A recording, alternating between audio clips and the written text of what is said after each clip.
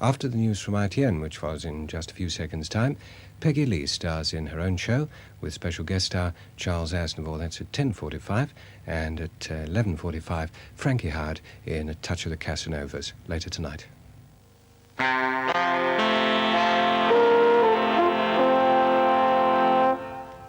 This is Thames from London.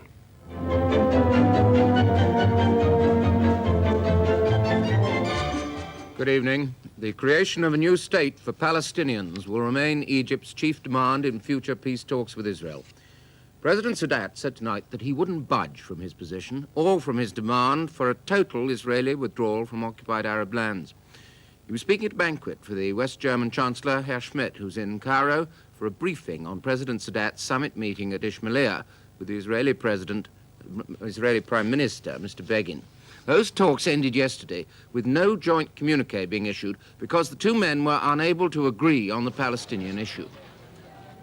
Egypt wants a Palestinian state on the west bank of the River Jordan and the Gaza Strip. Israel has offered only self-rule for Palestinians within an Israeli framework. Now President Sadat is preparing his own peace plan. It'll be negotiated between two new committees, one political, the other military.